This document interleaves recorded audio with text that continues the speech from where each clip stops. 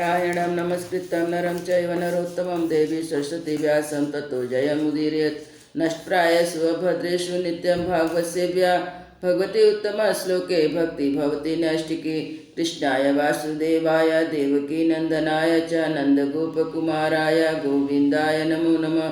मूकं करोति वाचालं पङ्गुलङ्घते गिरिं यत्कृपातमहं वन्दे परमानन्दं माधवं श्रीचैतन्येश्वरं श्रीगुरुदीनतारिणं। श्रीमद्भागवत महापुराण भागवतम महापुराण स्कंद 8 अध्याय 21 बलि का बाधा जाना। श्री सुखदेव जी कहते हैं, परीक्षित, भगवान का चरण कमल सत्यलोक में पहुंच गया और उसके नख के चंद्र की छटा से सत्यलोक की आभा फीकी पड़ गई। स्वयं ब्रह्मा भी उसके प्रकाश से डूब से गए। उन्होंने मारीचादि ऋषियों, सननंदन और नैष्टिक ब्रह्मचारियों एवं बड़े बड़े गोपियों योगियों के साथ भगवान के चरण कमल की अगवानी की। वेद उपवेद नियम यम तर्क इतिहास वेदांग पुराण संहिताएं जो ब्रह्मलोक में मूर्तिमान होकर निवास करते हैं तथा जिन लोगों ने योग रूप वायु से ज्ञान अग्नि को प्रज्वलित करके कर्म मल को भस्म कर डाला, वे महात्मा सब ने भगवान के चरण की वंदना की।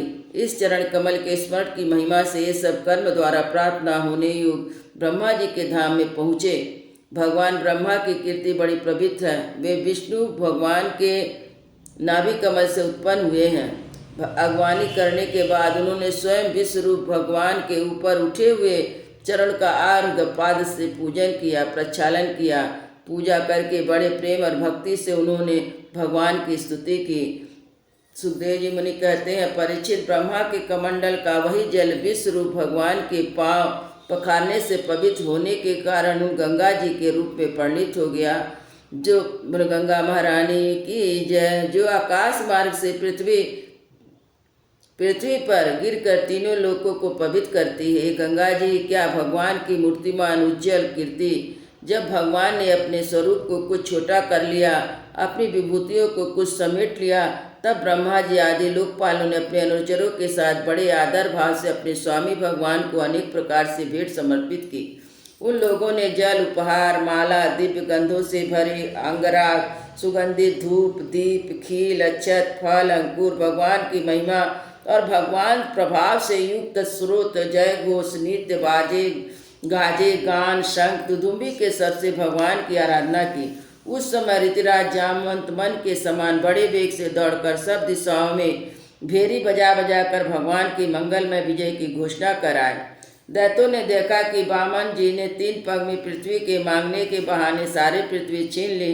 तब वे सोचने लगे, हमारे स्वामी बलि इस समय यज्ञ में दीक्षित है, जो वे तो कुछ कहेंगे नहीं। इसलिए बहुत चिढ़कर वे आपस में कहने लगे, अरे यह ब्राह्मण नहीं, यह सबसे बड़ा महावी विष्णु है। ब्राह्मण के रूप में छिपकर यह देवताओं का काम बनाना चाहता है। जब हमारे स्वामी यज्ञ में दीक्षित होकर किसी को किसी प्रकार का दंड देने के लिए उपरत हो गए हैं, तब इस शत्रु ने ब्रह्मचारी का वेश बनाकर पहले तो याचना की और पीछे हमारा सर्वस्व हरण कर लिया।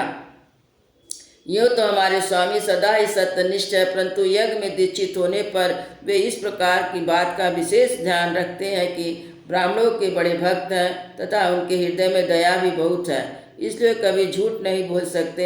ऐसी अवस्था में हम लोग का ही धर्म है कि इस शत्रु को मार डालें, इससे हमारे स्वामी बलि की सेवा भी होती है। यह सोचकर राजा बलि के अनुचर असुरों ने अपने अपने हथियार उठा लिए। राजा परीक्षित, राजा बलि की इच्छा न होने पर वे सब बड़े क्रोध से शूल और पट्टिस आदि ले लेकर वामन भगवान को मारने के लिए टूट पड़े। सुखदेव जी मुनि कहते हैं, परीक्षित, जब विष्णु भगवान के पार्षद ने देखा कि दैत्यों के सेनापति आक्रमण करने के लिए दौड़ आ रही है, तब उन्होंने धंस कर अपने अपने शस्त्र उठा लिए, उन्हें रोक दिया। नंद, सुनंद, जय, विजय, प्रबल, बल, कुमुद, कुमुदाच, विश्वक्सेन, गरुड़, जयंत, सुतदेव, पुष्पदंत, सतवत, ये सभी भगवान के पार्षद 10-10 हजार हाथियों का बल रखते हैं। वे असुरों की सेना का संहार करने लगे। जब राजा बलि ने देखा कि भगवान के पार्षद मेरे सैनिकों को मार रहे हैं, तब वे भी क्रोध में भरकर उनसे लड़ने के लिए तैयार हो रहे थे। उन्होंने शुक्राचार्य के शाप का स्मरण करके उन्हें युद्ध करने से रोक दिया।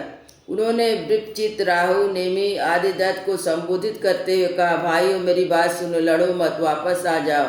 यह समय हमारे कार्य के लिए अनुकूल नहीं है। तो जो काल समय प्राणियों के सुख और दुख देने की सामर्थ्य रखता है, ये उसे यदि कोई पुरुष चाहे कि मैं अपने प्रयत्नों से दबा दूं, तो वह उसकी शक्ति से बाहर है। जो पहले हमारी उन्नति और देवताओं की अवनति के कारण हुए थे, वही काल भगवान अब उनकी उन्नति और हमारी अवनति के कारण हो रहे हैं। बल, मंत्री, बुद्धि, दुर्ग, मंत्र आदि औषधि, समासी उपाय, इनमें किसी भी साधन द्वारा अथवा सबके द्वारा मनुष्य काल पर विजय नहीं प्राप्त कर सकता। जब दैव तुम लोगों के अनुकूल था, तब तुम लोगों ने भगवान के इन पार्षदों को कई बार जीत लिया था। पर आज देखो, वे युद्ध में हम लोग पर विजय प्राप्त कर सिंहनाद कर रहे हैं। यदि देव हमारे अनुकूल हो जाए तो हम भी उन्हें जीत लेंगे। इसलिए उस समय की प्रतीक्षा करो जो हमारे कार्य सिद्धि के लिए अनुकूल हो। सुखदेव जी कहते हैं, परीक्षित अपने स्वामी बलि की बात सुनकर भगवान के पार्षदों से हारे हुए दानव दैत्य सेनापति रसातल में चले गए। उनके जाने के बाद भगवान के हृदय की बात जानकर पक्षीराज गरुड़ ने वरुण के पासों से बलि को बांध दिया। उस समय उनके अश्वमेध यज्ञ में सोमपान होने वाला था। जब सर्वशक्तिमान भगवान विष्णु ने बलि को इस प्रकार बंधवा दिया, तब पृथ्वी, आकाश, समस्त दिशाओं से लोग हाय हाय करने लगे। यद्यपि बलि वरुण के पास से बंधे हुए थे, उनकी संपत्ति उनके हाथ से निकल गई थी, फिर भी उनकी बुद्धि निश्चयात्मक थी। वे सब उनके उद्धार का यश का गान कर रहे थे। सुखदेव जी मुनि कहते हैं, परीक्षित, उस समय भगवान ने बलि से कहा, असुर, तुमने मुझे पृथ्वी के 3 पग दिए थे। 2 पग में तो मैंने सारे त्रिलोक की नाप ली, तीसरा पग पूरा करूं।